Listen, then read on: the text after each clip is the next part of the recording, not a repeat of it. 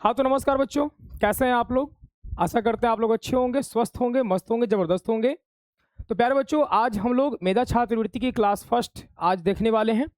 और आप लोग प्यारे बच्चों इसके पिछले वीडियोज़ में मेधा छात्रवृत्ति की पूरी डिटेल्स आप लोगों ने ले ली होगी, जानकारी आप लोगों को मिल गया होगा।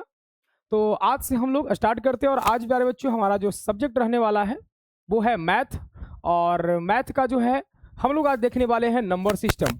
और प्यारे बच्चों बहुत ही सिस्टमेटिक ढंग से हम आपको क्लास करवाएंगे, इसलिए आप लोग इत्मीनान से आप कॉपी और कलम ले करके इस वीडियो को देखने के लिए बैठिएगा, ठीक है।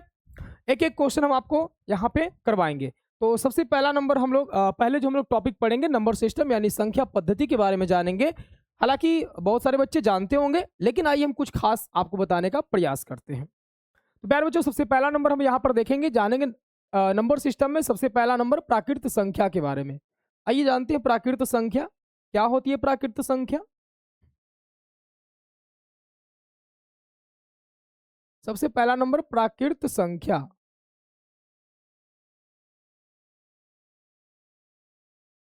जिसे हम लोग प्यारे बच्चों नेचुरल नंबर के नाम से जानते हैं। नेचुरल नंबर, नेचुरल नंबर प्राकृत संख्या। आइए आप सभी लोग जानते होंगे कि नेचुरल नंबर प्राकृत संख्या किसे कहते हैं। तो आप बताएंगे कि गिनती की सभी संख्या को हम क्या कहते हैं? प्राकृत संख्या कहते हैं। और ये बिल्कुल आपका सही आंसर होगा। गिनती की सभी संख्या को गिनती की सभी संख्या को प्राकृत संख्या कहते हैं।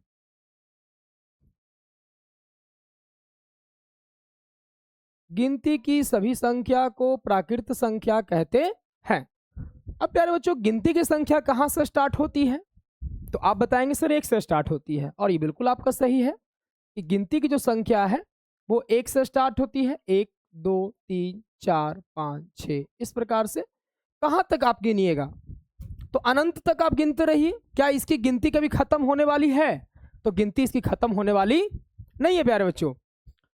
तो अब यहां पर सवाल बनता है कि आप जो प्राकृत संख्या आपने लिखा, तो प्राकृत संख्या को हम किस अक्षर से दिखाएंगे? तो जब प्यारे बच्चों प्राकृत संख्या को एक समुच्चय के रूप में बनाया जाता है इस प्रकार से, एक, दो, तीन, चार, पाँच, dot dot dot dot dot अनंत तक ये जाएगा, और इस प्रकार से करली ब्रैकेट लगा दिया जाता है, तो ये एक समुच्चय बन जाता है।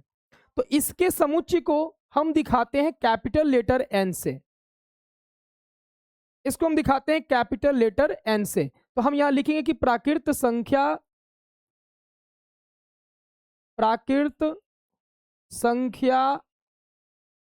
के समुच्चय को प्राकृत संख्या के समुच्चय को कैपिटल लेटर एन के द्वारा सूचित किया जाता है। सूचित किया जाता है,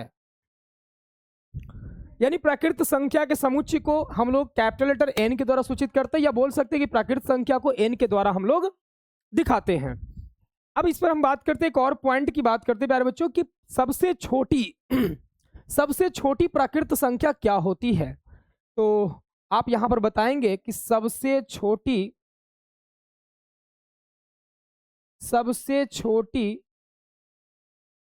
प्राकृत संख्या क्या होती है? सबसे छोटी प्राकृत संख्या क्या होती है? तो आप कहेंगे आंसर क्या होगा?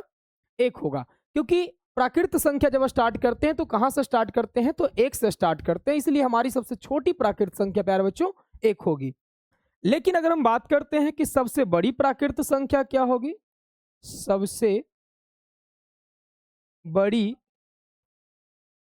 प्राकृत संख्या, हम कहेंगे सबसे बड़ी प्राकृत संख्या ज्ञात नहीं किया जा सकता है। ज्ञात नहीं किया जा सकता है। तो आपसे पूछा जाएगा कि बताइए छोटी प्राकृत संख्या तो ज्ञात किया जा सकता है, लेकिन बड़ी प्राकृत संख्या क्यों नहीं ज्ञात किया जा सकता है? तो हम कहेंगे क्योंकि बड़ी से बड़ी बड़ी से बड़ी प्राकृत संख्या में, बड़ी से बड़ी प्राकृत संख्या में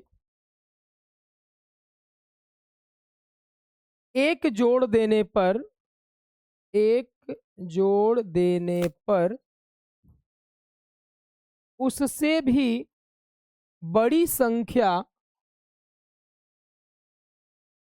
उससे भी बड़ी संख्या प्राप्त होती है, हो जाती है।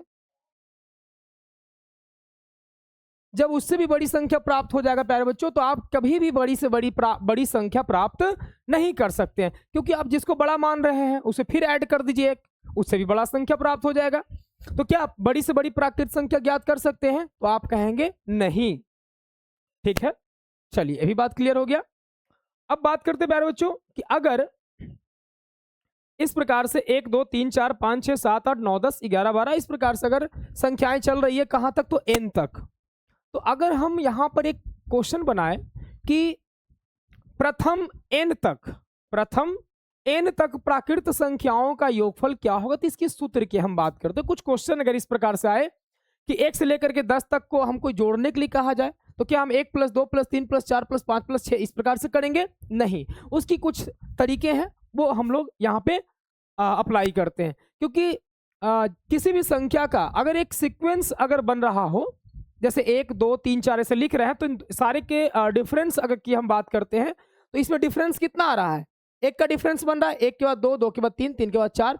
आप देखेंगे सारे में जो है सीक्वेंस में डिफरेंस 1 का बन रहा है, एक सीक्वेंस बन रहा है। अगर ऐसी सीक्वेंस किसी भी संख्या में बनती है, तो आप उसका एक रूल, एक मेथड आप उसको अप्लाई कर सकते हैं योगफल का। तो हम लिखेंगे प्यारे बच्चों की प्रथम n प्राकृत संख्याओं का योगफल क्या होगा, इसका सूत्र की हम बात करते हैं। प्रथम n प्राकृत संख्याओं का योगफल की हम बात करते हैं।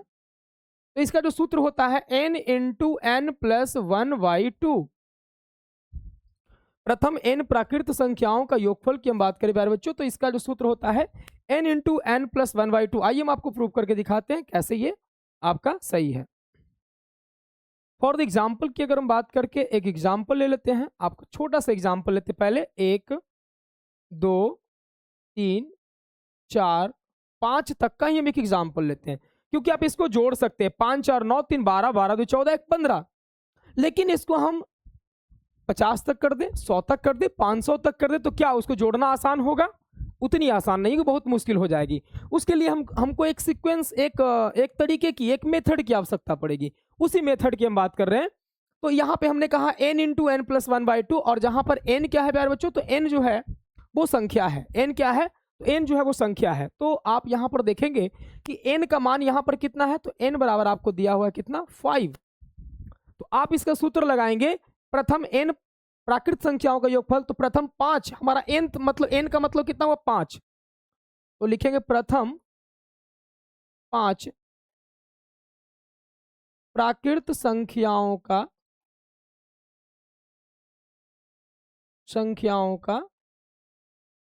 योगफल। तो प्रथम n प्राकृत संख्याओं का योगफल, तो सूत्र ये होता है n × n + 1/2। तो 5 प्राकृत संख्या का योगफल हो जाएगा प्यारे बच्चों 5 × 5 + 1/2, यानी कि 5 × 6/2।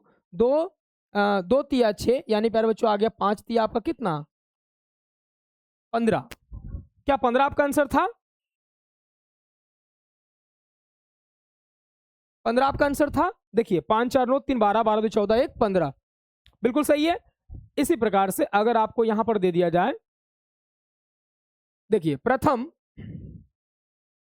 सेकंड नंबर एग्जांपल ले लेते हैं। प्रथम 50 प्राकृत संख्याओं का योगफल ज्ञात करें। प्रथम 50 प्राकृत संख्याओं का योगफल ज्ञात करें, तो आप क्या लिखेंगे? आपका जो सूत्र है प्यारे बच्चों, यहां पर लिखेंगे हल n प्राकृत संख्या का योगफल, n प्रथम n प्राकृत n प्राकृत संख्याओं का योगफल, n प्राकृत संख्याओं का जो योगफल होता है वो क्या होता है, n into N plus one by two. तो आपसे पूछा है 50 प्राकृत संख्याओं का योगफल। इसका मतलब है प्यारे बच्चों, यहां से कैसे दिखाएंगे हम इसको, ये पूछा इस प्रकार से कि 1 plus 2 plus 3 plus dot dot dot dot कहाँ तक, अगर 50 तक जाते हैं तो इसका योगफल क्या होता है। आप लिखेंगे प्रथम 50, 50 प्रथम, प्रथम का मतलब हुआ प्यारे बच्चों प्रथम यानी कि एक से लेकर के, यहां भी कर देते हैं प्रथम, प्रथम 50 प्राकृत संख्याओं का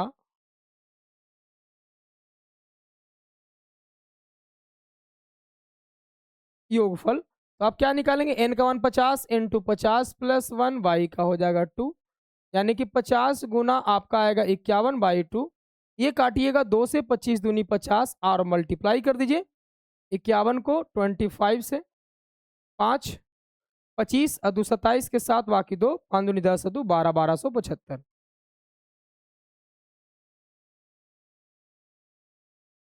अब बताइए, अगर आपको एक से, अगर आपको 50 तक कहेगा योगफल निकालने के लिए, क्या आप कर पाएंगे इतने आसानी से? नहीं कर पाएंगे। ये तो हम पूरा लिख करके कर रहे हैं तो आपको थोड़ा सा लग रहा है मुश्किल, लेकिन आप आसानी से, कोई भी पूछा प्रथम 50 तो 50 गुना 50 प्लस 1 होता है 51/2 कर देंगे और कैलकुलेशन करके आप आंसर बता देंगे, ठीक है। लेकिन प्यारे बच्चों, अगर आपको इसी क्वेश्चन को ऐसे कहा जाए, हमने 50 तक दिया और आपको इसी क्वेश्चन को ये कह दिया जाए आप निकालो 26 plus 27 plus 28 plus dot dot dot dot dot 50 तक का योगफल निकालो, तब आप क्या करेंगे? आप सूत्र लगाएंगे n इंटू एन प्लस 1/2, तब तो ये गड़बड़ हो जाएगा, क्योंकि हमने तो बताया है आपको एक से अगर रहेगा शुरुआत तब। तो आप इस तरीके से अगर दिया रहे 26 से दिया रहे तो आप क्या करेंगे, इसको भी आप हल करेंगे। कैसे करेंगे आइए देखिए, बहुत ही आसानी से करेंगे। आप प्यारे बच्चों क्या करेंगे, 1 से लेकर 50 तक का आप योगफल निकाल देंगे। 1 से 50 तक का योगफल निकालने के बाद आप इसे माइनस कर दोगे, किसका? 1 से लेकर 25 तक का।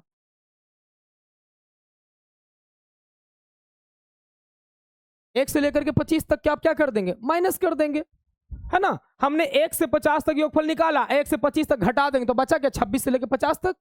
तो इसके लिए इसका n का मान हो जाएगा 50 और इसका n का मान हो जाएगा कितना, 25 हो जाएगा। तो यहां सूत्र लगाएंगे n इंटू एन प्लस 1/2, दोनों का सूत्र वही लगेगा, सेम लगेगा, माइनस इसका भी सूत्र लगेगा n इंटू एन प्लस 1/2, ठीक है। यहाँ n 50 रखाएगा, 50 गुना 50 प्लस 1 51/2 हो जाएगा, माइनस यहाँ रखेंगे तो यहाँ क्या हो जाएगा 25, 25 गुना 26/2, कैंसिल करेंगे 2 से, 25 दूनी 50, 2 से कटेगा 13 दूनी का 26। ये तो प्यारे बच्चों 25 गुना 51 अभी आपने जोड़ा गुना किया था 1275 था, माइनस 25 गुना 13, आइए कर लेते हैं 25 गुना 13, 5 15 के बाद बाकी 1, 3 दूनी 6 और 6 5 11 12 के 2 बाकी 1 और 2 कम 2 1 3 325 आ जाएगा। अब घटा लीजिए, 0 5 में से 5 घटेगा 0, है ना।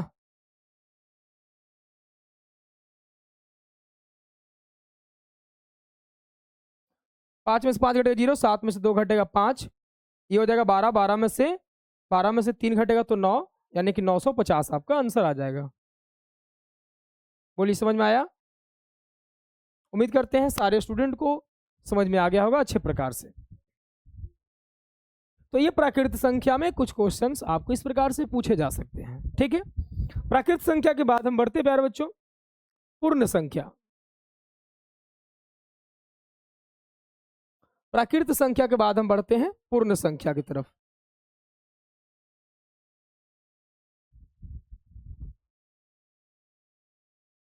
दूसरा नंबर आइए पूर्ण संख्या जानते हैं।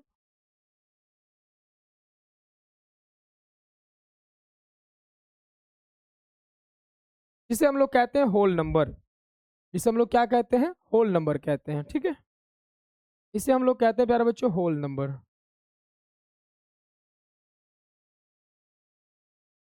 होल नंबर पूर्ण संख्या।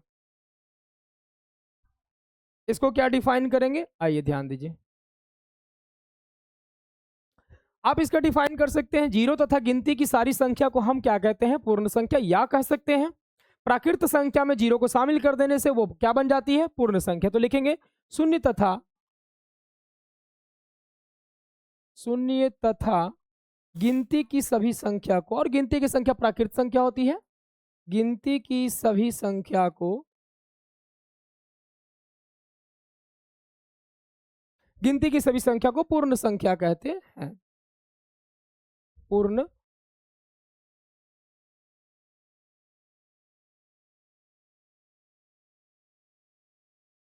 शून्य तथा गिनती की सभी संख्या को पूर्ण संख्या कहते हैं। एग्जाम्पल आप लिखेंगे यहाँ पे, एग्जाम्पल में आप क्या करेंगे, जीरो लगाएंगे, 1 2 3 4 5 6 डॉट डॉट डॉट डॉट, इस प्रकार से अनंत तक चला जाएगा।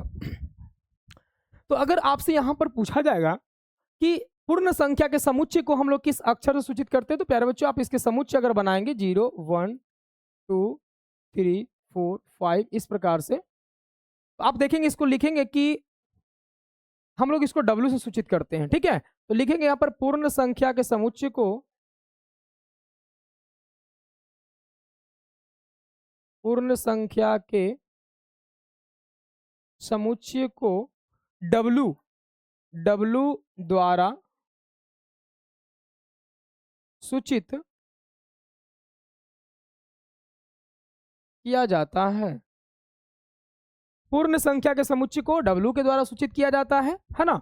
और अगर प्यारे बच्चों आपसे पूछा जाए कि बताइए सबसे छोटी पूर्ण संख्या क्या होगी, सबसे छोटी पूर्ण संख्या क्या होगी, तो आप कहेंगे सबसे छोटी पूर्ण संख्या शून्य होगी सर। लेकिन प्यारे बच्चों आपसे पूछा जाए सबसे बड़ी पूर्ण संख्या क्या होगी, सबसे बड़ी पूर्ण संख्या, तो आप लिखेंगे ज्ञात नहीं किया जा सकता है, ज्ञात नहीं किया जा सकता है, क्योंकि बस वही बातें जो हमने पिछले में लिखा था, क्योंकि बड़ी से बड़ी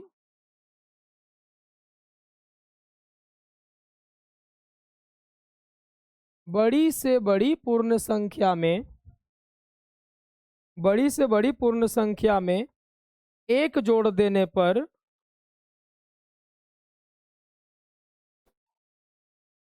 उससे भी बड़ी संख्या प्राप्त हो जाएगा, उससे भी बड़ी संख्या प्राप्त हो जाएगा। और जब उससे भी बड़ी संख्या प्राप्त हो जाएगा तो क्या बड़ी से बड़ी संख्या प्राप्त करना संभव है, बोलिए, बिल्कुल नहीं है। आप अच्छे प्रकार से समझ रहे होंगे, कितना भी बड़ा ले लीजिए उसमें एक ऐड करोगे फिर उससे बड़ा मिल जाएगा, फिर उस एक ऐड करो उससे बड़ा मिल जाएगा, फिर एक ऐड करो उससे बड़ा मिल जाएगा। तो जब बड़ी संख्या हमको प्राप्त हो ही नहीं सकता है तो हम कैसे लिखेंगे बड़ी संख्या, कुछ होगा नहीं होगा। नेक्स्ट हम बात करते हैं यहाँ पे कि जितनी भी प्राकृत संख्या होती है वो सारी की सारी पूर्ण संख्या होती है, तो हम यहाँ लिखेंगे सभी प्राकृत संख्या, सभी प्राकृत संख्या पूर्ण संख्या होती है।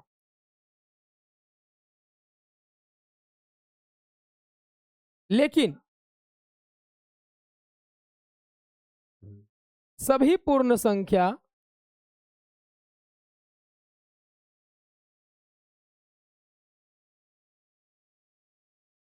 प्राकृत संख्या नहीं होती है, प्राकृत संख्या प्यारे बच्चों नहीं होती है। क्यों, आप कहिएगा सभी प्राकृत संख्या पूर्ण संख्या होती है लेकिन पूर्ण संख्या प्राकृत संख्या नहीं होती है, क्यों, क्योंकि प्यारे बच्चों इसमें शामिल आपका जीरो है। प्राकृत संख्या एक से स्टार्ट होती है लेकिन पूर्ण संख्या जीरो से स्टार्ट होती है, तो सारी की सारी प्राकृत संख्या पूर्ण संख्या में शामिल है, लेकिन सभी की सभी पूर्ण संख्या प्राकृत संख्या में शामिल नहीं है, उसमें जीरो जो है वो शामिल नहीं है। इसलिए हम कहेंगे कि सभी प्राकृत संख्या पूर्ण संख्या होती है लेकिन सभी पूर्ण संख्या प्राकृत संख्या नहीं होती है, ठीक है। तो ये कुछ बातें पूर्ण संख्या की। नेक्स्ट बढ़ते हैं, तीसरा नंबर प्यारे बच्चों पूर्णांक संख्या,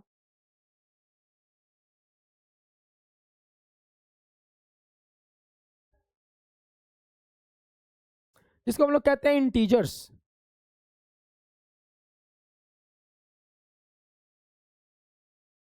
इंटीजर नंबर कर दीजिए,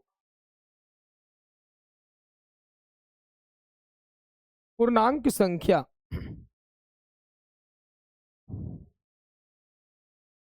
आइए पूर्णांक संख्या जानते हैं, पूर्णांक संख्या किसे कहते हैं। तो प्यारे बच्चों पूर्णांक संख्या में आप समझिएगा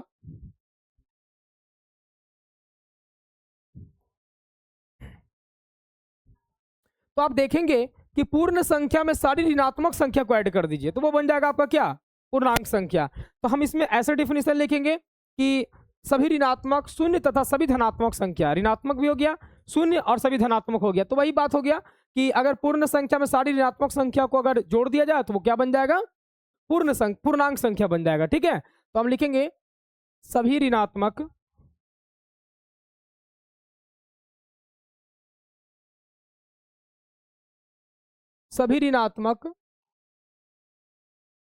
शून्य तथा सभी धनात्मक संख्या, सभी धनात्मक संख्या को पूर्णांक संख्या कहते हैं।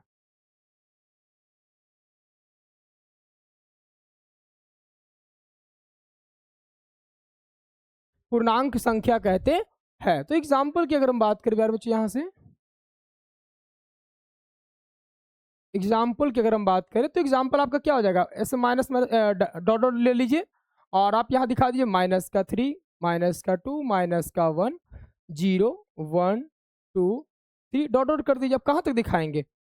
तो हम यहाँ पर बात करेंगे कि बताइए अगर इस प्रकार से आप लिखे हैं तो आप इसकी समुच्चय को आप क्या कहेंगे, समुच्चय को किस अक्षर से सूचित करेंगे। समुच्चय कब कहलाता है, जब इसमें हम लोग इस प्रकार से ब्रैकेट लगा देंगे और समुच्चय को हम लोग पूर्णांक संख्या का समुच्चय को हम लोग जेड से सूचित करते हैं। जेड जो है वो ग्रीक भाषा में जेहलिन एक शब्द होता है, जेहलिन से लिया गया है जेड। इसका अर्थ होता है गिनना या इस प्रकार से कुछ अर्थ होता है, तो उससे जेहलिन से लिया गया। ठीक है, तो हम लिखेंगे यहाँ पे एरो देख करके कि पूर्णांक संख्या के समुच्चय को, पूर्णांक संख्या के समुच्चय को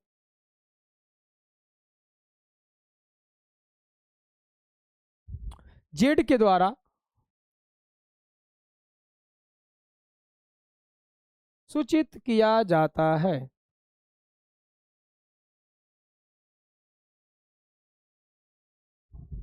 और यहां पर प्यारे बच्चों अगर आपसे कहा जाए बताइए सबसे छोटी पूर्णांक संख्या क्या आप बता सकते हैं या सबसे बड़ी पूर्णांक संख्या बता सकते हैं, तो आप नहीं बता सकते क्योंकि माइनस में ये रुकेगा ही नहीं, अनंत तक जा रहा है। कितना भी छोटा से छोटा संख्या हो उसमें एक घटा दीजिए और माइनस में चला जाएगा। तो हम यहां पर लिखेंगे कि सबसे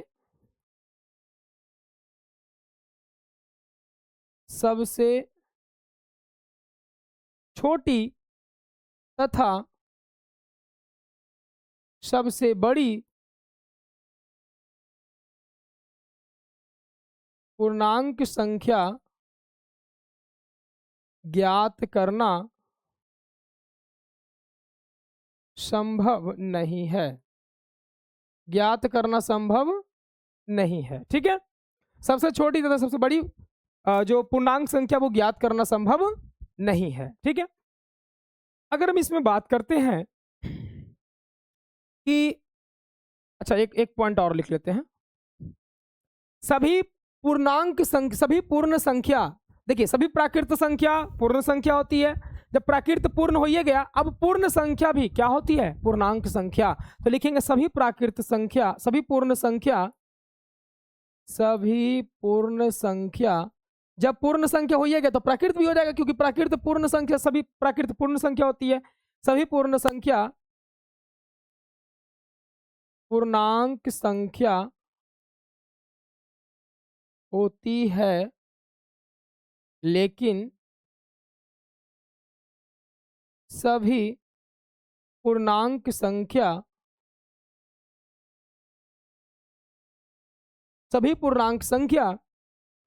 पूर्ण संख्या नहीं होती है।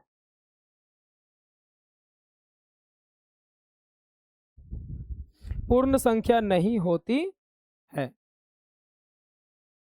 यार बच्चों यहां पर जो ऋणात्मक संख्या बना, अगर हम आपसे पूछे कि बताइए -5 और -15 में बड़ा कौन होगा, तो प्यारे बच्चों आप बताएंगे कि -5 जो होगा सर वो क्या होगा, बड़ा होगा। कहता है कि ऋणात्मक अगर संख्या, दो ऋणात्मक संख्या अगर आप लेते हैं और दोनों ऋणात्मक संख्या में बड़ा और छोटा की जब आप तुलना करेंगे तो जो कम वाला मान है वो बड़ा होता है और जो ज्यादा वाला मान होता है वो छोटा होता है, क्योंकि माइनस का मतलब ऋण होता है। अगर किसी पर अगर 15 रुपए का ऋण है और किसी पर 5 रुपए का ऋण है, तो प्यारे बच्चों इसमें बड़ा कौन होगा? जाहिर सी बात है कि वो 5 वाला बड़ा होगा, है ना। तो इसीलिए ये जो है आपका -15 छोटा हो जाएगा, 5 जो होगा वो क्या होगा, बड़ा होगा। समझ गए होंगे आप। चलिए आगे बढ़ते हैं हम लोग, इसको आप लोग देखिए, तो नोट करिए, तब तक हम पानी पी लेते हैं।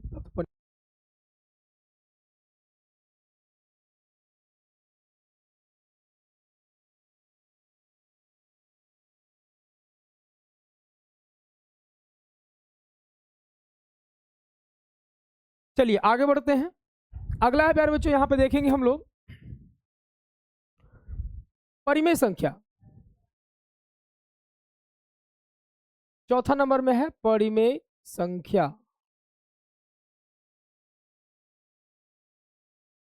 जिसको हम लोग कहते हैं रेशनल नंबर। Rational number. हालांकि इससे पहले हम ऐसे बता दें, वास्तविक संख्या दो प्रकार की होती है। एक होता है क्या, परिमेय संख्या, दूसरी होती है अपरिमेय संख्या। यानी कि वास्तविक संख्या हम लोग कहते हैं किसको है, तो सभी परिमेय और अपरिमेय संख्या को हम लोग क्या कह देते हैं, वास्तविक संख्या कहते हैं। जितनी भी परिमेय संख्याएं हैं और अपरिमेय संख्याएं हैं उन सभी को हम कहते हैं वास्तविक संख्या कहते हैं। तो आइए जरा सा उसी प्रकार से हम डिवाइड करके आपको बता देते हैं, या चलिए ऐसे ही लिख देते हैं, कोई बात नहीं है ना। परिमेय संख्या यहाँ पर देखते हैं, वो आपको समझ में आ गया कि वास्तविक संख्या जो है, परिमेय और अपरिमेय संख्या को हम लोग वास्तविक संख्या कहते हैं।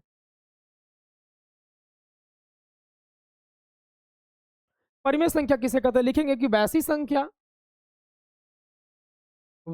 संख्या जो P बटा Q के रूप में, वैसी संख्या जो P बटा Q के रूप में हो, वैसी संख्या जो P बटा Q के रूप में हो तथा Q is not equal to 0 और P और Q सह अभाज्य संख्या हो। P और Q क्या हो, सह अभाज्य संख्या हो, क्या कहलाती है, तो वैसी संख्या परिमेय संख्या कहलाती है। वैसी संख्या परिमेय संख्या कहलाती है। देखिए हमने यहां पर कहा है कि वैसी संख्या जो P बटा Q के रूप में हो तथा Q is not equal to 0, हर कभी भी 0 नहीं होना चाहिए। हर अगर 0 होगा प्यारे बच्चों तो वो आपकी संख्या जो है वो, उसका कोई मतलब नहीं निकलेगा, ठीक है। और साथ में कहता है P और Q क्या होनी चाहिए, सह अभाज्य संख्या। सह अभाज्य संख्या किसको कहते हैं, वैसी दो संख्या जिसका HCF क्या हो, 1 हो, यानी 1 के अलावा इन दोनों संख्या को कोई भी ना काटे, उसे हम लोग कहते हैं क्या, उसे हम लोग कहेंगे सहभाज्य संख्या। तो वैसी संख्या क्या कहलाती है, परिमेय संख्या कहलाती है, ठीक है।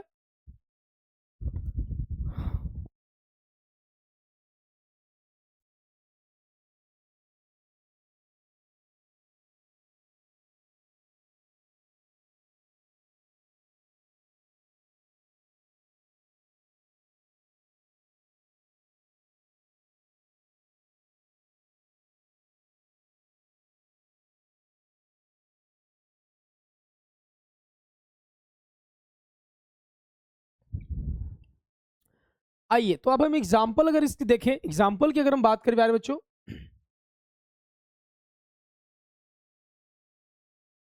एग्जाम्पल की बात करते हैं, जैसे हम यहाँ पर लिखते हैं -5।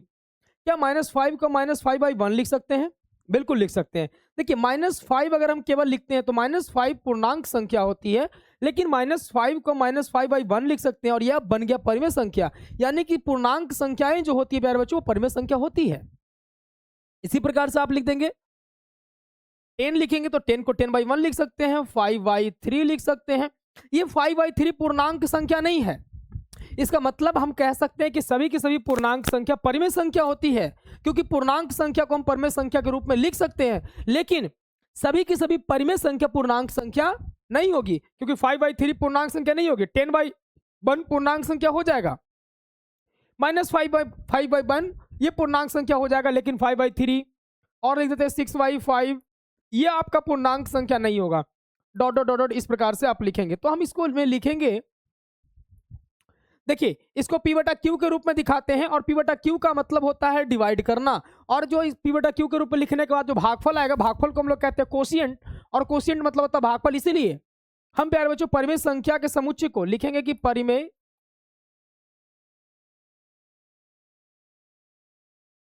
परिमेय संख्या के समुच्चय को q के द्वारा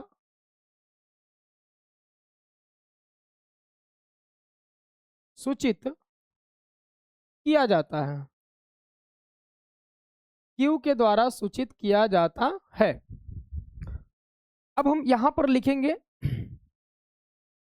कि बताइए सभी पूर्णांक संख्या परिमेय संख्या होती है, तो बिल्कुल होती है। तो लिखेंगे कि सभी पूर्णांक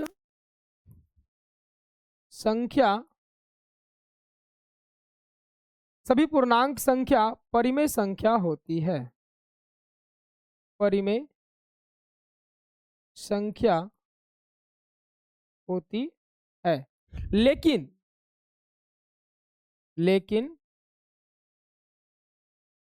सभी परिमेय संख्या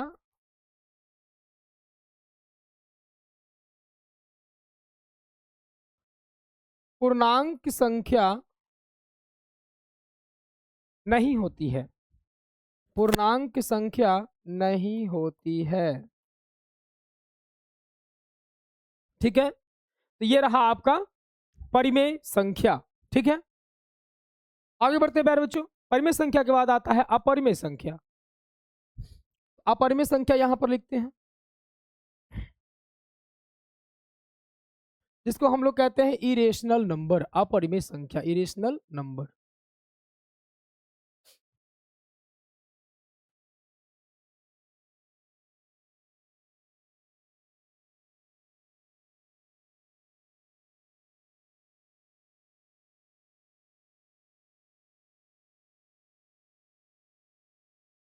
IRRATIONAL, इरेशनल नंबर।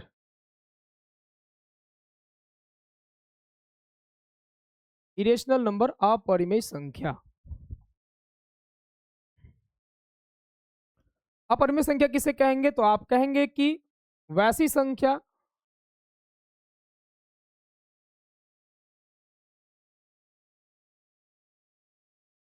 जिसे p/q के रूप में नहीं लिखा जाता है, p/q के रूप में नहीं लिखा जाता हो, उसे अपरिमेय संख्या कहते हैं।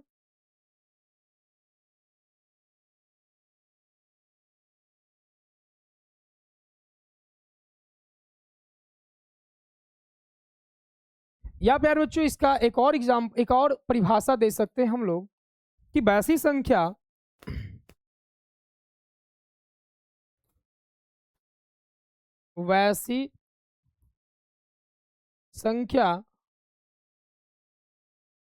जिसका दशमलव प्रसार अशांत अनावर्ती हो। अशांत अनावर्ती, नॉन टर्मिनेटिंग नॉन रेकरिंग, इसको बोलते हैं नॉन टर्मिनेटिंग नॉन रेकरिंग हो। वैसी संख्या जिसका दशमलव प्रसार अशांत अनावर्ती हो, उसे अपरिमेय संख्या कहते हैं। या एक और डेफिनेशन दे सकते हैं कि वैसी संख्या जिसका पूर्ण वर्गमूल ना हो वैसी संख्या जिसका पूर्ण वर्गमूल ना निकले उसे भी हम क्या कहते हैं, अपरिमेय संख्या कहते हैं। तो चलिए इतना ही डेफिनेशन हम लोग लिखते हैं और एग्जाम्पल हम लोग देखते हैं, एग्जाम्पल लेकर के हम लोग समझते हैं। अपरिमेय संख्या के बारे में एग्जाम्पल लेंगे प्यारे बच्चों। तो एग्जाम्पल क्या लेंगे, जैसे मान लीजिए √2, √3, आप √4 लीजिएगा तो √4 का वर्गमूल निकलता है 2, इसलिए ये आपका अपरिमेय संख्या नहीं होगा। ठीक है, आपका हो जाएगा √5, √6, √7, √8, आप √9 लिखेंगे, इसका वर्गमूल निकलता है 3, इसलिए आपका ये आंसर नहीं होगा। यानी जिसका पूर्ण वर्गमूल नहीं निकलता है वो आपकी कहलाती है अपरिमेय संख्या। ठीक है, अब प्यारे बच्चों एक और एग्जाम्पल आप देखेंगे। एक एग्जाम्पल है आपका पाई, लेकिन इसका मान जो हम लोग रखते हैं प्यारे बच्चों 22/7। तो पाई तो अपरिमेय संख्या है, लेकिन इसका जो मान होता है ना 22/7, ये आपकी होती है परिमेय संख्या। कहिएगा तो गजबे है, ऐसा कैसे हो सकता है, परिमेय बराबर अपरिमेय होगा, ये तो कहीं पॉसिबल नहीं है। तो प्यारे बच्चों 22/7 जो है वो आपका, इसका पाई का जो है वो एक्चुअल मान नहीं है, इसको बस मान लिया गया है 22/7 बनाने के लिए, क्वेश्चन सॉल्व करने के लिए। एक्यूरेट वैल्यू इसका नहीं है, इसलिए पाई अपरिमेय संख्या, लेकिन 22/7 आपका परिमेय संख्या है। ठीक है, एक पॉइंट यहां पर आया है अशांत अनावर्ती। तो प्यारे बच्चों हम इसको भी समझते हैं।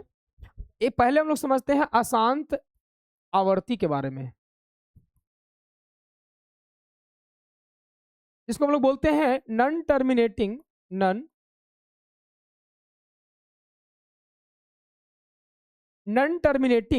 रेकरिंग। हमने आपसे कहा है कि आपको पढ़ने में एकदम बिल्कुल मजा आ जाएगा, मतलब आपको लगेगा कि आपको जो चाहिए ना उससे कई गुना ज्यादा आपको मिल रहा है, और वो जरूरी है, कई गुना ज्यादा आपको चाहिए भी।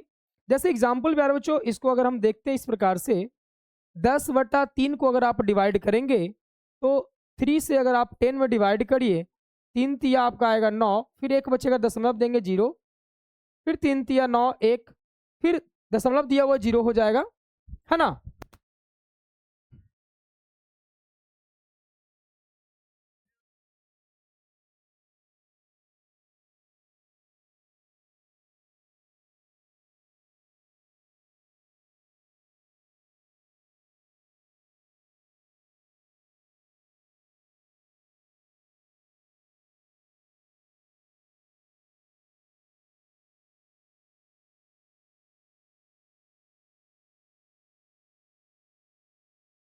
चलिए, तो आप यहां पर देखेंगे कि फिर लगाएंगे 3 तिया 9, फिर एक बचेगा। अब पाएंगे प्यारे बच्चों कि 3 3 3 3 3 3 इस प्रकार से क्या होगा, ये अनंत काल तक आते चला जाएगा। तो इसीलिए हम इसको लास्ट में क्या लिखते हैं, 3.33333 ही आ रहा है, इसलिए 3 पर हम लिख देते हैं रेखड़ी कि 3 3 क्या आ रहा है, बार बार आ रहा है। फिर इसको हम लोग अगर इस प्रकार से संख्या दिया हुआ रहे तो आप कहेंगे सर इसको हम 10/3 कैसे लाएंगे भाई, आइए हम उसको भी करके दिखाते हैं। तो अगर इस प्रकार से किसी भी संख्या पर रेखड़िंग लगा रहता है तो हम क्या करते हैं, पहले इस पूरी संख्या को लिख देते हैं। 33 है ना, 3 3 दशमलव हटा दीजिए, दशमलव को भूल जाइए, 3 3 को आप लिख दीजिए। ठीक है, उसके बाद दशमलव के पहले जो भी संख्या हो या दशमलव के बाद जो भी संख्या हो जिस पर केवल रेखड़िंग ना लगा रहे उसको घटा देना है। तो इसमें खाली वैसी संख्या दशमलव के पहले 3 है और दशमलव के बाद जो संख्या रहे उस जिस पर रेकरिंग रहता है उसके बदला में 9 लिखा जाता है, और जिस पर रेकरिंग नहीं रहता है उसके बदला में 0 लिखा जाता है। जितना संख्या रहेगा उतना 9 उतना 0 लिखेंगे, लेकिन इसमें केवल वैसी संख्या जिस पर रेकरिंग है तो हम उसके बदला में 9 लिख देंगे। अब यार बच्चों इसको आप लिखेंगे यहाँ पे, तो ये आपको आ जाएगा 30/9, और इसको काटेंगे 3 दहे का 30, 3 तिया 9, यानी आपको आ गया 10/3, यानी कि हम 10/3 को 3.3 पर रेकरिंग हम लिख सकते हैं। इसको हम लोग बोलेंगे अशांत आवर्ती। अशांत तो है, कभी रुकेगा ही नहीं, लेकिन आवर्ती है, एक ही संख्या बार बार आती जाएगी। अब अशांत अनावर्ती की बात करते हैं प्यारे बच्चों। अशांत अनावर्ती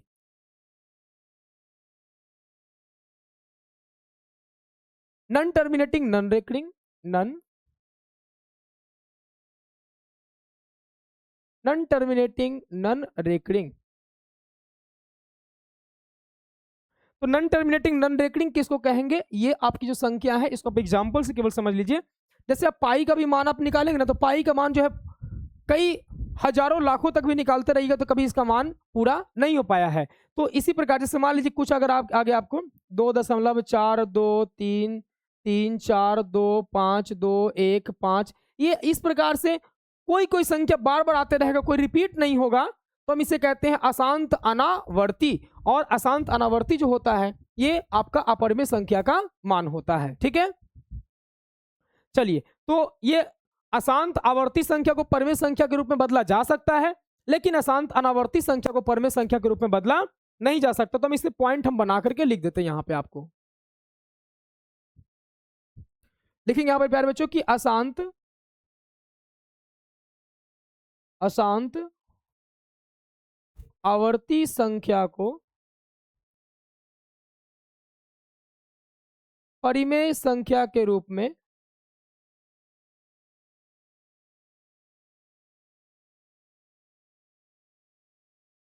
लिखा जा सकता है,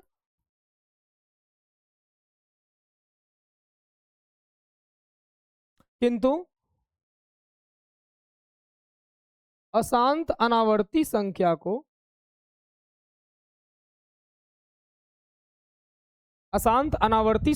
को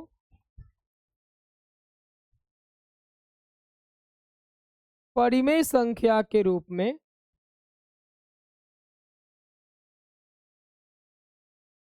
नहीं लिखा जा सकता है, नहीं लिखा जा सकता है। यह आपका अपरिमेय संख्या का डेफिनेशन हो गया। ठीक है, अपरिमेय संख्या को प्यारे बच्चे यहाँ पर सूचित हम किस अंक से नहीं करते हैं, किसी अक्षर से नहीं करते हैं। अब हम लोग जानेंगे वास्तविक संख्या के बारे में। ठीक है, वास्तविक संख्या, यह आपका छठा नंबर है, वास्तविक संख्या। वास्तविक संख्या जिसको प्यारे बच्चों हम लोग कहते हैं रियल नंबर, रियल नंबर हम लोग कहते हैं। ठीक है,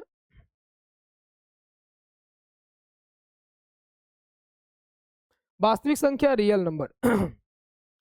वास्तविक संख्या किसे कहते हैं, तो अभी हमने आपको बताया वास्तविक संख्या सभी परिमेय तथा अपरिमेय संख्या को वास्तविक संख्या कहते हैं। यानी कि जो भी संख्याएं आप लेंगे उन सभी संख्या को आप फुल एंड फाइनल वास्तविक संख्या कह सकते हैं। ठीक है, तो लिखेंगे सभी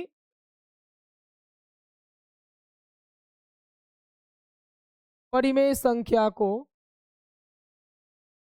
सभी परिमेय और अपरिमेय संख्या को, सभी परिमेय और अपरिमेय संख्या को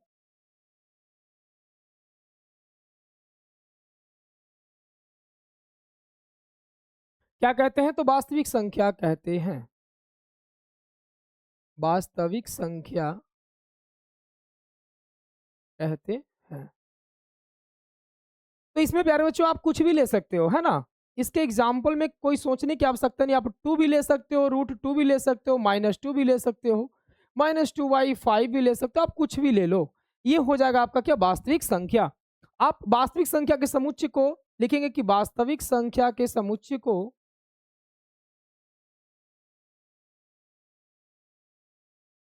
वास्तविक संख्या के समुच्चय को R द्वारा सूचित किया जाता है। वास्तविक संख्या के समुच्चय को किसके द्वारा सूचित किया जाता है प्यारे बच्चों, कैपिटल R के द्वारा सूचित किया जाता है ना।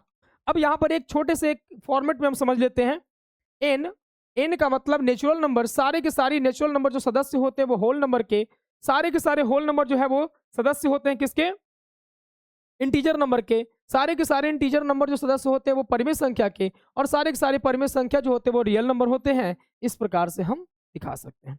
इधर वाला के सदस्य होगा, लेकिन इधर वाला के सदस्य नहीं होगा, पूरा का पूरा नहीं होगा।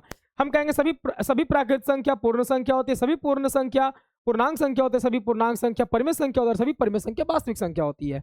ठीक है, अब यार बच्चों हमको एक और बच गया, काल्पनिक संख्या के बारे में जानते हैं। वास्तविक संख्या हम लोग जान लिए, तो काल्पनिक संख्या भी जान लीजिए। आप काल्पनिक संख्या को क्यों छोड़ेंगे, तो लिखेंगे काल्पनिक संख्या एक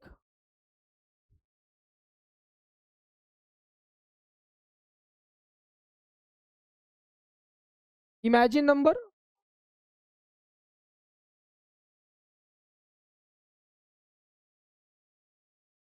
आइए काल्पनिक संख्या के बारे में भी पढ़ लेते हैं।